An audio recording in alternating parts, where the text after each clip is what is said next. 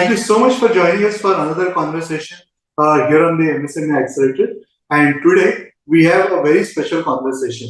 We all create enterprises for us to realize value over a period of time.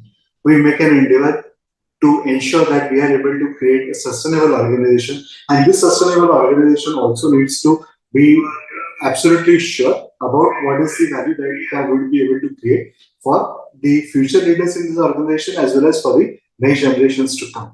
A lot of times we build some great practices, sometimes we build some great products, and somewhere those products make a name for ourselves. But how we are able to protect the value that we are creating in our organizations?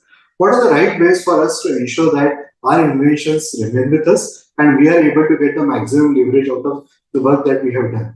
To discuss all these aspects and to give you a very concrete answers on how you would be able to build and protect value in your organization, it's an absolute privilege for me to have somebody who is extremely passionate about making MSMEs the IP rich and making them rich over a very long period of time. And that special person today here is Advocate Geetikaa Khanchandani. Geetikaa, thank you so much for taking out time and joining me for this conversation. Thank you, Charu, for this wonderful introduction. And I'm glad I'm here and I hopefully add value to a lot of MSMEs and startups today. So before we get into the topic, let me understand what has been your journey so far. My journey has been beautiful and very enriching. To be very honest, I had no intentions of being a lawyer, let alone an intellectual property rights lawyer. I always wanted to be a journalist, and law just happened, and IPR also just happened. I think the destiny had and the universe had bigger plans, and I landed up practicing into IPR. I started working into IPR right at the age of 18, and today it's been 17 years and I'm still doing IPR, and I'm just loving it more and more with each year passing. And I think I'm still learning. I still believe and I still have that zest, I think, that I had at my first day at my office. So I'm still very enthusiastic about it and I'm still want to learn, and I'm constantly trying to take up courses along with my practice so that I keep polishing myself and I just get better and better with each year. Awesome. Now, you started very early. 17 years is a very long journey. So I would like to start with the fundamental question. Why do you need your IPR? Oh, so why do you need your IPR? It is, let me just put it, today we have a creation, right? Be it anything, be it an office practice, be it a simple questionnaire that I've actually sit down, given it a thought process and developed something that is a brainchild of mine, all right?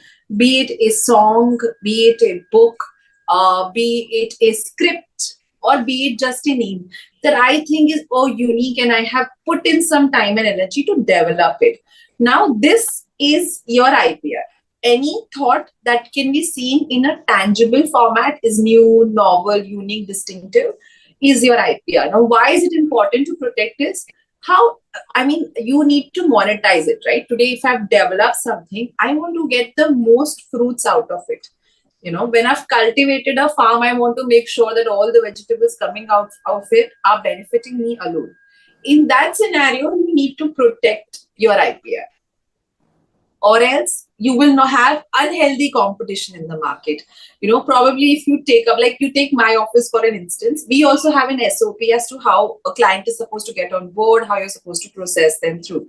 Now, if I do not, this is something that is unique to my office. Any client who comes on board, there are certain forms, questionnaires that he goes to. Now, those are my brainchild. I have sat after years of decade-long experience, understood what is it that I need to ask my client to get a right answer. Right? Same goes when you put up a song or you put up a name, you develop something that you learn from your experience and you say, okay, this is what is going to be fabulously hit out there. Now, when you have that thought, you want to obviously put it out and make a lot of revenue out of it.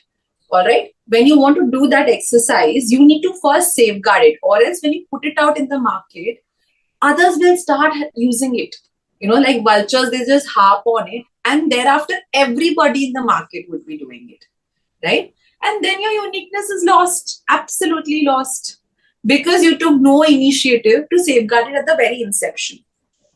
That is why it is very important, so that everybody today, whenever you even go out, you want to experience something that's like out of the box. You want to do something that is different. That's what's going out in the market. My product is unique. I am different. I am solving this problem. Nobody has ever done this. Now, when you're saying all of this, that means you have something that has an IP in it. Very clear. मैं बहुत अटके हूँ सबसे, मतलब कुछ तो unique है इसके पास, right? Now, when that kuch to unique hai, that unique has to stay unique, or else that unique will take 2 or 3 days and it will become common. Right? So to safeguard it, it is important that you safeguard whatever you have. And then you build on it. Right? Then it makes sense. That ensures that you have consistent monetary benefits of anything that is your brainchild. Very simple. What are the different ways of protecting this IPR? So there are actually a lot of different varieties of IPR. They are covered under a lot of subjects. When we say IPR, it is a head for a lot of subheads. So you have your trademarks, you have your copyrights, you have patents, designs, GI. There's a lot of things to it. Now there are many ways to safeguard it. All right, you can acquire registrations for it. That is the primary matter. But before you go anywhere, you want to safeguard it or you want to do anything to it, you need to know whether what you have is an IP. Many a times we live under the rock and believe that something that I have or is unique or is only special to me. So the first and foremost thing is to identify what is it that you have that you claim as an IP. Secondly, if what you claim is an IP as per you, is it something that the law allows you to protect? If both of those answers are positive, thereafter you go to the stages of filing applications, acquiring registrations. Now, acquiring registrations is also only one step to the safeguarding ambit. Acquiring registration is more like a title certificate. That this is me, the government recognizes this is mine. The next and the most important steps is to be proactive out there, to initiate actions against when you learn about people who are copying you, to take steps to ensure that the others are not copying what you do, to ensure when you're sharing whatever you're sharing it under a certain document or a garb or a protection. You're not just exposing whatever you have, right? So that is Okay. Now, one of the things that we have seen often, particularly in case of MSMEs, that do we really need to engage? So people have a lot of reservations about engaging straight away with the lawyer. So first part is the awareness itself. And once this particular part, even reaching out, mostly a lot of times people feel that only the patents is something that we need to own. Yeah. Right? So there are a lot of things beyond patents also, right? That we need to be careful. Of course. Like for instance, today everybody wants to brush their teeth with Colgate alone, right? Colgate is a name that has been protected, and Colgate is Colgate because the company therein has been taking actions to stop other people from copying it. It's not that it doesn't face any infringement or passing off in the matter. It's not unheard of, right? So you need to take steps to safeguard it. Now the problem, I'll tell you, typical MSME problem. ये ना brand बहुत छोटा है, इसमें इतना खर्चा करने का जरूरत नहीं है, अभी तो मैंने स्टार्ट ही नहीं किया है. Typical answer when you tell them, okay, and you're like, everyone starts small. All beginnings are small, firstly. Secondly, if you know what you is unique, it doesn't matter that you today do not have turnover of running crores. You may be someone very small, doing a small business in small area. However, whatever market you're capturing, you need to ensure you're unique. Or else in that small market also you will have 10 people jumping in. Right? So it makes no sense. Moreover, I'll tell you, it is like कि ये बहुत खर्चा है. ये आपका खर्चा नहीं है सर, ये आपका इन्वेस्टमेंट है, ये आपका इंश्योरेंस पॉलिसी है. बहुत सिंपल है ना. फैक्ट्री लिया, लैंड बनाया, फायर इंश्योरेंस जरूर लेंगे कि आग लग गया तो मैं कहाँ जाऊंगा. इन द सेम वे आप मार्केटिंग के लिए एक्सपेंस कर रहे हो, आप आपका लोगो अट्रैक्टिव बनाने के लिए पैसे खर्च कर रहे हो, आप सोशल मीडिया मार्केटिंग कर रहे हो, लेकिन कोई ब्रांड कॉपी करेगा तो ये सब नीचे जाएगा ना.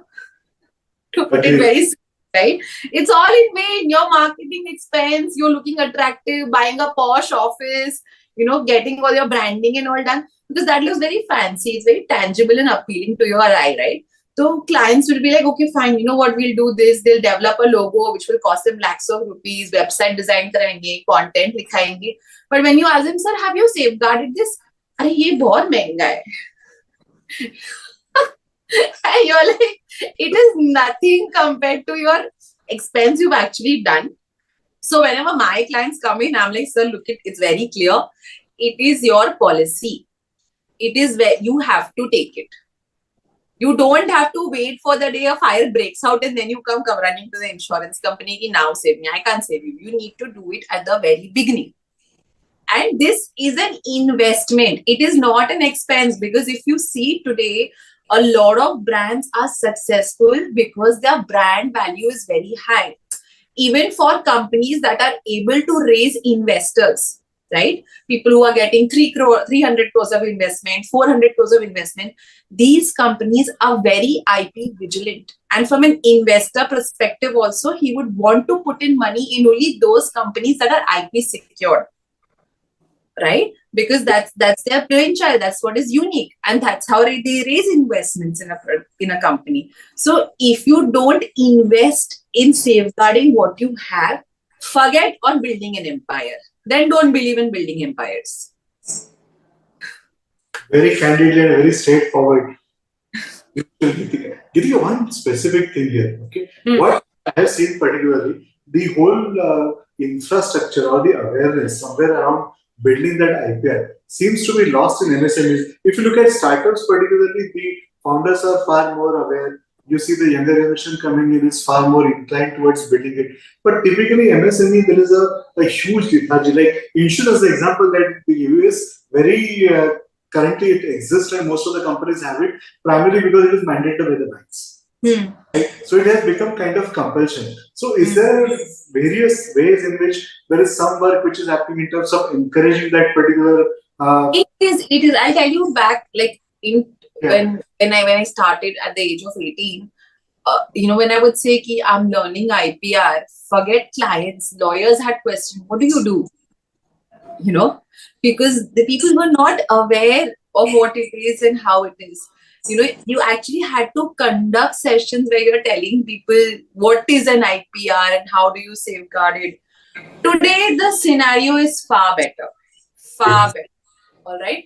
It is because now I think it is one of the reasons is because the competition has also become tremendous in the market.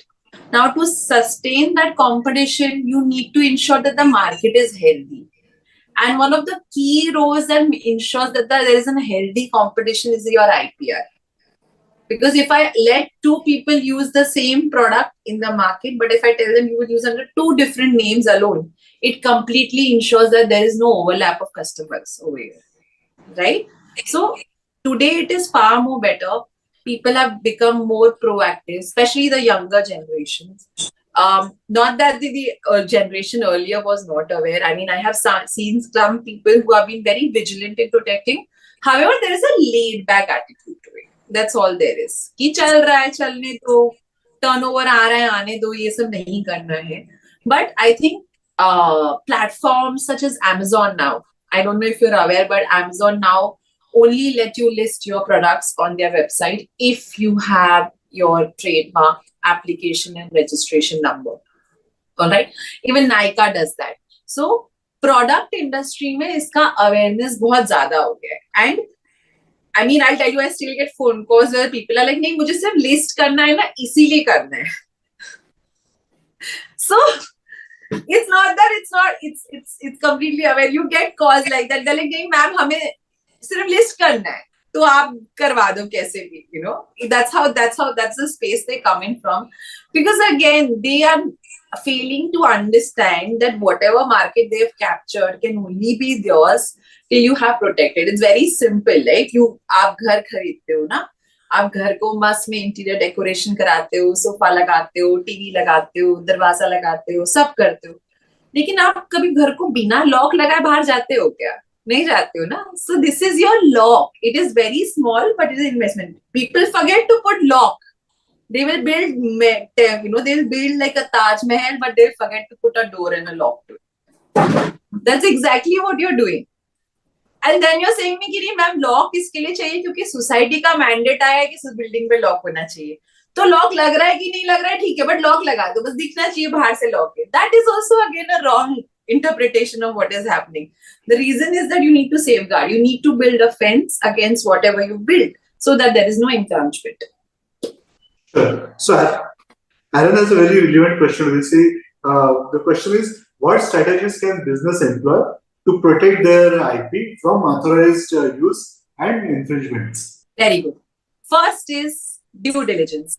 Okay. Firstly, if you are conscious that you want to protect your brand, most important is do a proper due diligence to see A, where you're standing. Okay. B, where is it that your market you're targeting it? Okay. And what is it that you have exclusive rights on? Very important. So you know your footing. Once you know your footing, then you start with the process of acquiring registration. Because to initiate an action of infringement, registration is mandatory. So you acquire registration. After you acquire registration, you have to initiate actions against infringers and pirators. Very simple. I like to give examples because I think it gets just easier for people rather than getting more technical. So very simple. I have a house, right? I'm staying in it. And let's just say there's someone who's walked inside my house and started saying, prohibiting. What do? I will take actions to pull that person out of my house, right?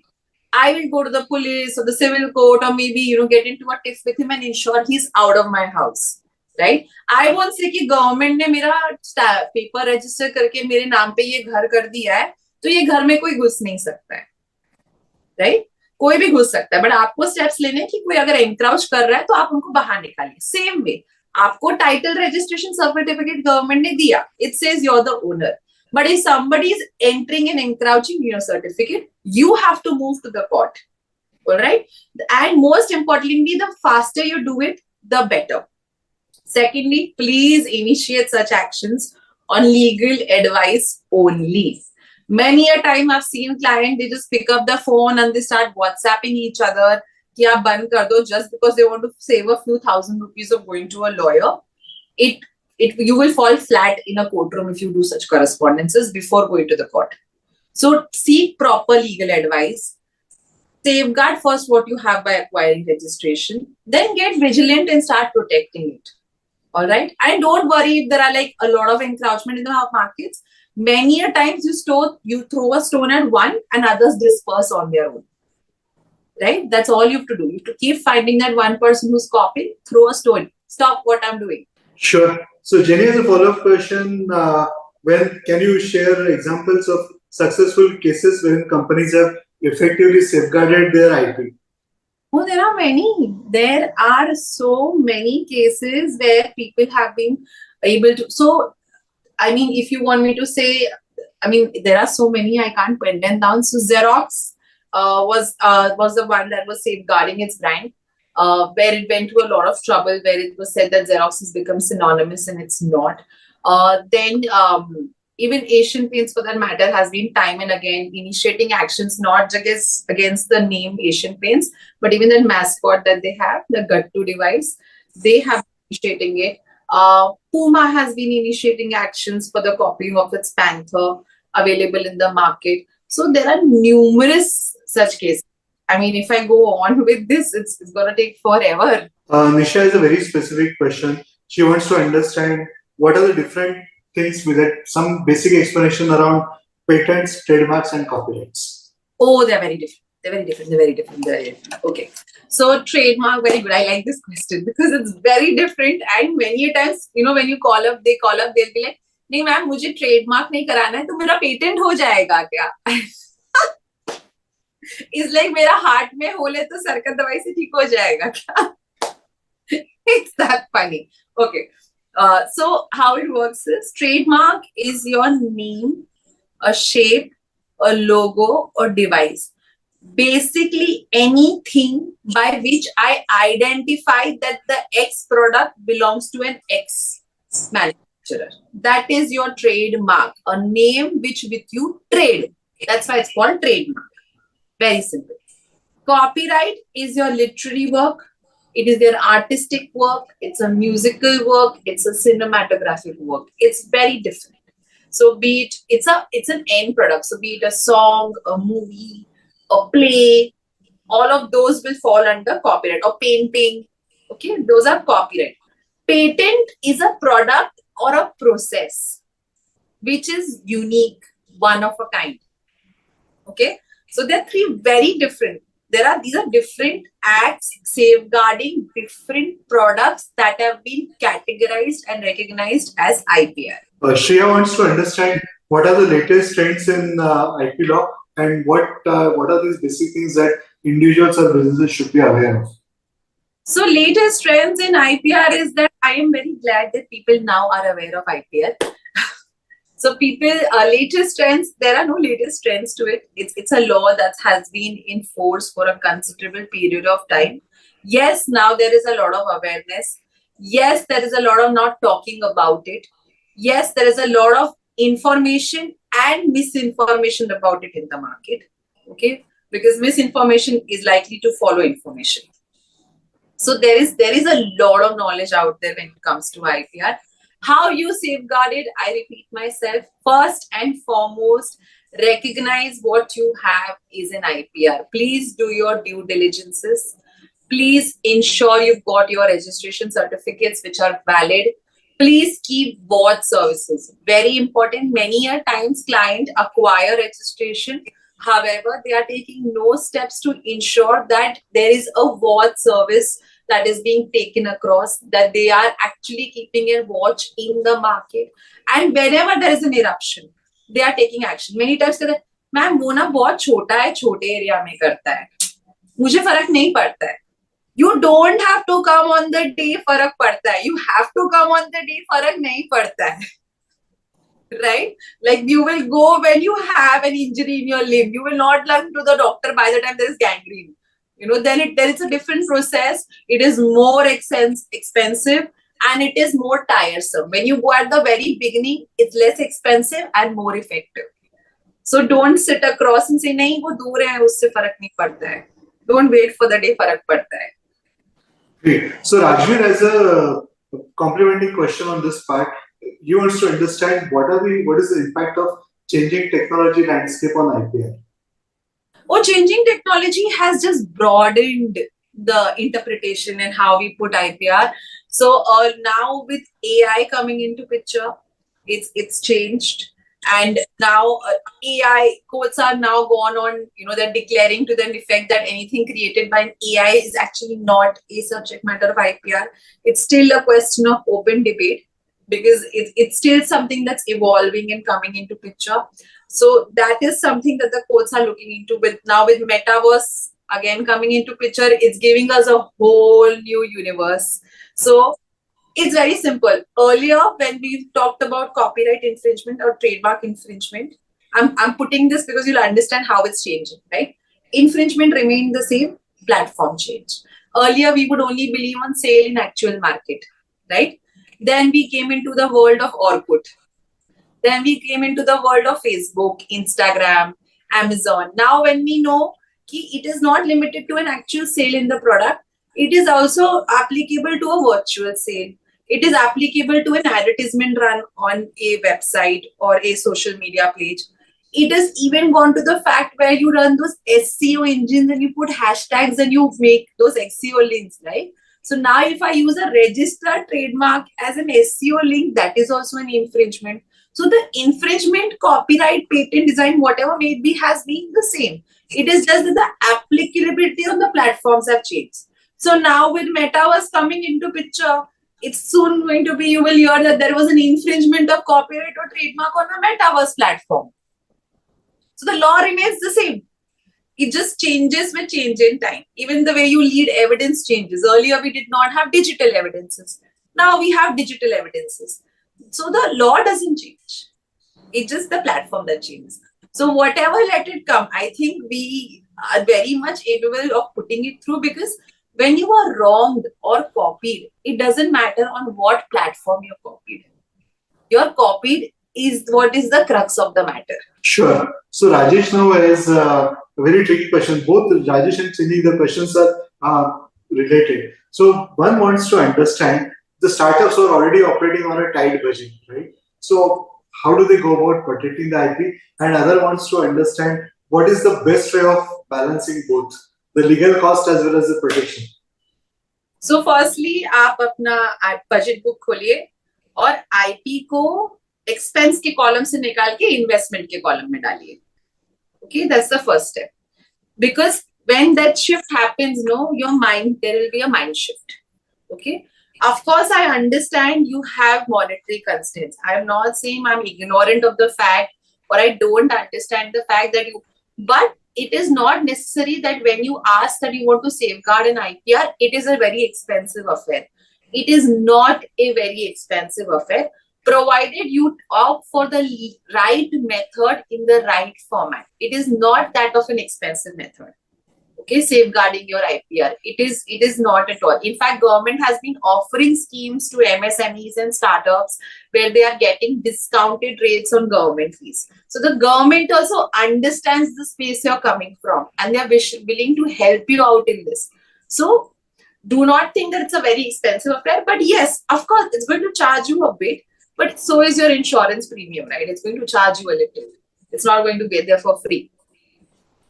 So two questions, very similar, coming in from Zishan and Manoj. They want to understand what are the things, how things are changing from an international exposure perspective. Oh, very much, very much. So now, again, this is also largely impacted with the way we do business. Earlier, any trader in Bombay or Maharashtra would max to max have exposure across the neighboring states. But now, because of the World Wide Web, we are across borders, geographical borders. So now there are a lot of treaties that the countries have ratified to. They recognize each other's rights. And safeguarding and enforcing our IPR in international platforms or waters has also become very efficient now. For instance, the government of India has ratified to something that we call, where you can file applications and prosecute applications across nations from India itself. One window, one application. Again, the patent has a PCT application which allows you to go ahead and do it.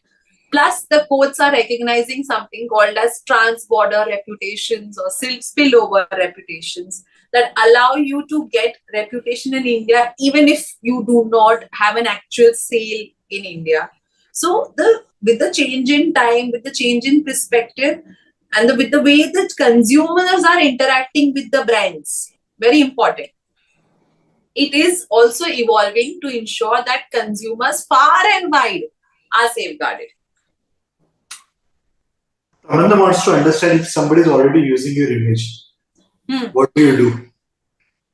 Okay, somebody is already using ये मुझे सिर्फ one है. If they're using your logo or image, what can you do? Yeah, if they're using your logo, now I will not give you full advice because I need to know exactly who came in the market prior, who is the one who's taken the logo, who's created the logo, where do you see this on the platform? Many questions are going to follow. However, very simple. If you know somebody who has taken your logo or a name, please take legal advice and understand the nuances involved. What is important is once you understand this, you can issue them a notice, very effective, them a notice, or you initiate a suit. Totally depends on the facts and circumstances revolving around it. Geetikaa, Malhotra has a question. If you're an artist who shares your image or copy on social media or a blog, how can you ensure that someone does not misuse your image or copy?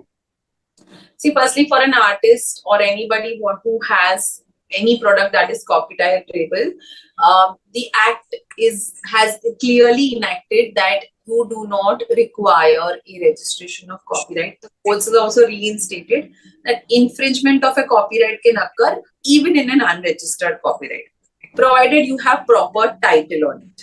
All right. Now, if as an artist, obviously you need to exhibit your product on platforms, or else many a times nowadays artists depend on Instagram or Pinterest of like formats, so where they can list their products and they can get business from prospective customers. Now, when you exhibit your product, it is copyrighted. If you learn across someone sharing it, depending on the platforms, again, you will have to issue notices.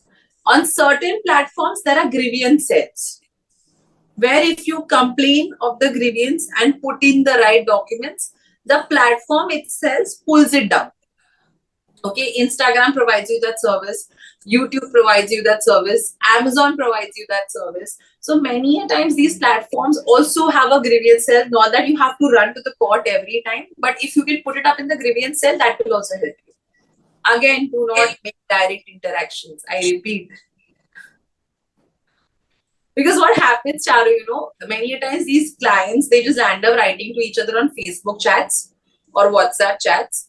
Then they run to the lawyers after 4 months, 6 months, 8 months, saying that look, this person is copying. Now what do you do? Now after 8 months, if the client is slept over a right for over 8 months and is then coming to you, you will get him what is rightfully due, but not immediately. You can't expect fast results from the courtroom because there is a considerable amount of delay working against you.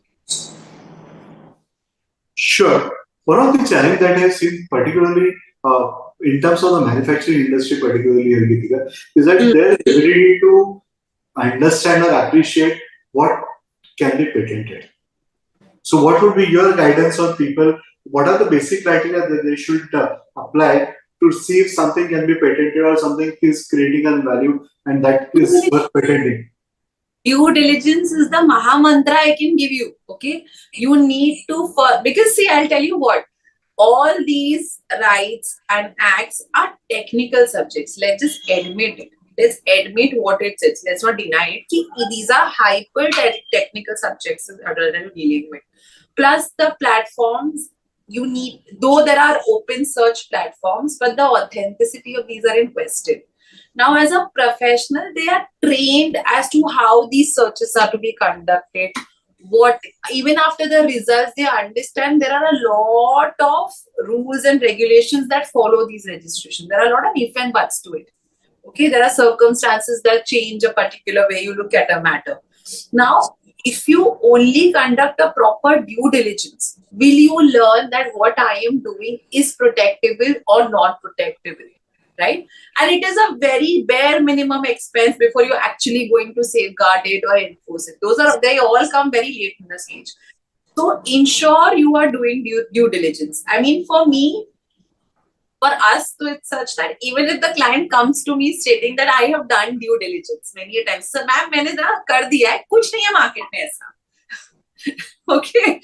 But we still insist, no, till you don't do a due diligence and take a proper report, we are not going to process your file, because it helps not only you decide whether you can deliver to your client what you're promising, it also makes sense for the client to keep investing, because again, registration is a very small expense. The actual expense that the client undertakes is marketing his product in the market, ensuring that it is generating the ROI that he's investing. That's a huge expense for the client. And his brand building, again, very important, right? And once you're doing a brand building exercise, you want to ensure that there is nobody tarnishing my brand in any manner whatsoever. Or be it my product. If I say it's a patentable product, that's how I'm going to offer it to the people in the market. That's how I'm going to offer it to my investors. That's how I'm going to monetize it and say it's unique. So you need to ensure that a proper due diligence is done. Agree. Now, here's another question which has often been discussed. What should be your background before you want to get into IPR? Do you really need a technical background or you don't really need a technical background? You want to practice IPR, you're saying? Yes. Okay. So for patents, you need a technical background. Okay. However, litigating patents, if you can understand, and litigation is a different ballgame altogether. Filing, registering, yes, they are very complex and technical processes. You need to be from a certain science background. In fact, in science also, when I say it's huge, you have technology, you have engineering, you have chemical, you have bio, it is huge. So again, you can't expect one person to be a master of all those streams. It doesn't work. So of course you need to be, but for copyrights, trademarks and design, if you're a lawyer, you're good to go. Sure. Now becomes the question of at what point in time a particular MSME should engage in discussing IPR. At the very beginning, even before they have thought what is going to be the name of their company. At the very beginning. That is the best, because I'll tell you what, if what you think or you want to do, you believe is right, if once you've started doing it, for me to, or anybody for that matter, to come in and tell you, boss, what you're doing is not going to work, you need to retract now. Okay. Then it is not possible. Okay.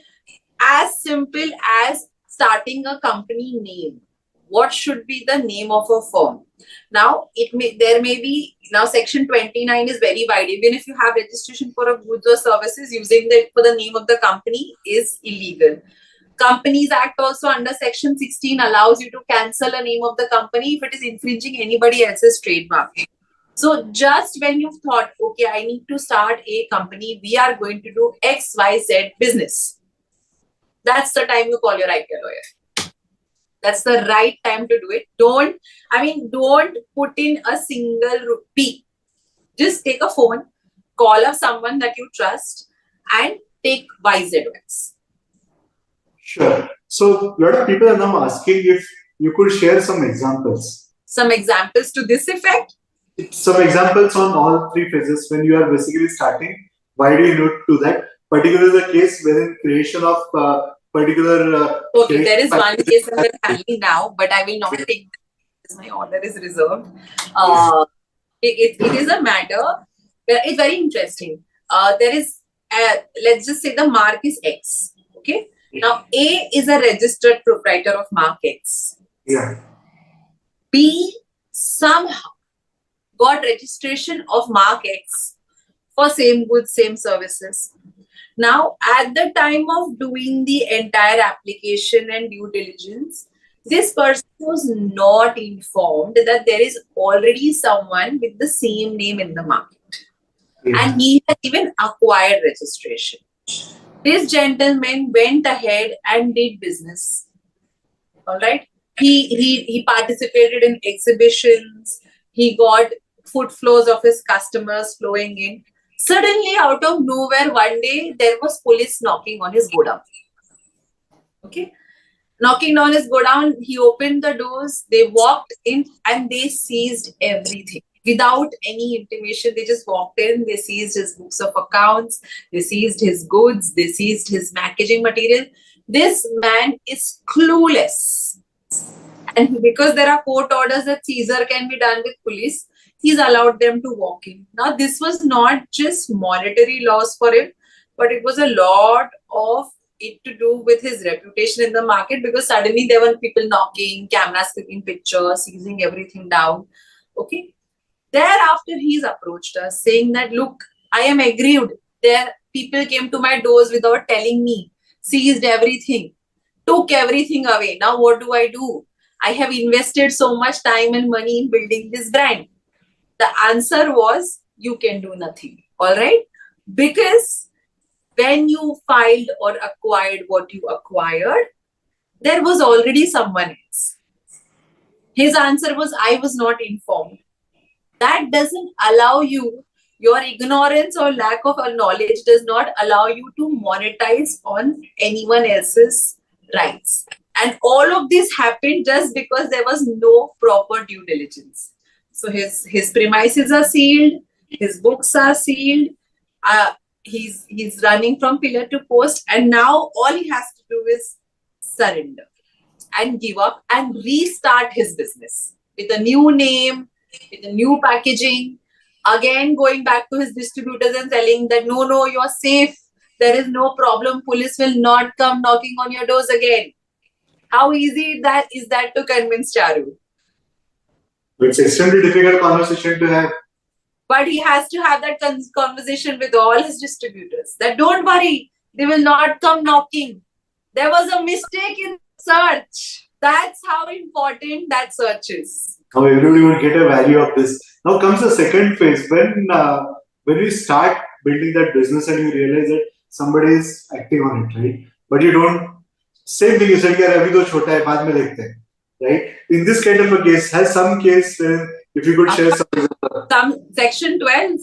If two people are using the name together in the market for a very long time to the knowledge of each other, one cannot stop the other. Finished. Acquiescence, concurrent user, all of these work against you. He's allowed me to become a very big seller. Now he can't come and complain I can't sell. That is why one of the reasons I was telling you, do not make any communication directly without legal advice. Because the communication you make is knowledge you acquire. You acquire knowledge. In an action of passing off, it is a clear case that if you allow others to use your name knowingly and you let them grow big, and thereafter you tell them, now you stop him. Not possible. What were you doing for so many years? Oh sir, I was thinking छोटा है जाने दो. तो sir बोलेंगे अभी भी जाने दो. So no, you can't wait on it. That and you do not make approaches when you don't understand. Please understand the reason for telling you why you need legal advices, because this is a subject you're not aware of, and there is no harm in saying that मुझे नहीं पता. It's a good thing to say मुझे नहीं पता, because when you admit मुझे नहीं पता, कोई आके आपको बताएगा कि सही एडवाइस है क्या. Okay, so go with the mindset कि मुझे नहीं पता. Use your mind and see that you want the advice or you don't want an advice. That's a discretion you exercise कि मुझे ये information लेनी है नहीं लेनी है. But be open to it. So instead of saying अरे मैं lawyer को phone करूंगा ना तो वो पैसे मांगेगा नोटिस देने के, एक काम कर, जानता है ना वो, उसको हम लोग सेम इंडस्ट्री में, उसको बोल मैं फोन करता हूँ या लिखता हूँ कि ये बंद कर. या वो मेरा ब्रांड कैसे बंद नहीं करेगा, मैं तो इतना एस्टैब्लिश्ड हूँ, मुझे ये लॉयरों को काय को खर्चा करना है, मैं खुद ही लिख देता हूँ, मैं इतना बड़ा आदमी हूँ. All of these arguments will work outside the courtroom, my friend. When you go to the courtroom, you will sit to the barrack that we all are referring to, and that clearly says acquiescence can be fatal in given circumstances. So I'm saying ये तब मालूम पड़ता है. See, this gentleman is now suffering, and वापस से वो brand बनाएगा भी तो उसके डिस्ट्रीब्यूटर्स ट्रस्ट करके खरीदने भी तो चाहिए. पूरा नेटवर्क खराब हो गया. Absolutely. What is how we have basically helped companies protect their interests? If you can throw some example, how you mentioned that these companies need to be vigilant about what the others are doing and how they need to monitor. So how does this thing work? So see, there is due diligence that you do. There is market sale that you do. Many times there are watch services. The government, whenever they're going to give any rights to anybody, they publish it in regular journals that come out weekly, monthly, or periodically, whatever is said by the departments. So you engage into keeping a watch that neither no one is coming same or similar to mine. Some of the key hooks are that, many times you've also suddenly there is a dip in a certain region for the demand of the products. Consistent delivery बहुत time तो चल रहा था. Suddenly there was a dip. That वहाँ पे sales कम हो गए. So that's the time you have to start investigating कि यहाँ पे sales कम क्यों हुए हैं. For all you know, somebody you know is only selling your product at a dirt cheap rate. So obviously वही product market में मिल रहा है. So whenever your sales dip in a region, you need to get activated and figure out what is the problem. Absolutely. Thank you so much, Geetikaa, for such an amazing insight on how we can work. So very important for everyone to remember that you need to engage on IP fight as early as possible, and you need to keep protecting that. You need to identify. You need to do a proper due diligence. Identify what is the right method for you to protect your IP, and then engage with somebody like Geetikaa to ensure that it is rightly protected, and also it is consistently monitored to ensure that your value is not eroding over a period of time. Geetikaa has been a great support to multiple MSMEs, and she can always be reached on LinkedIn if you would like to get any insights, and feel free to ask questions on this platform as well. I'm absolutely sure that she will be kind enough to answer all those queries after this session as well. Thank you so much, Geetikaa, for your time and educating us on this topic. Thank you. Thank you. I hope I was useful to at least a few here today. Thank you. Thank you. Bye-bye.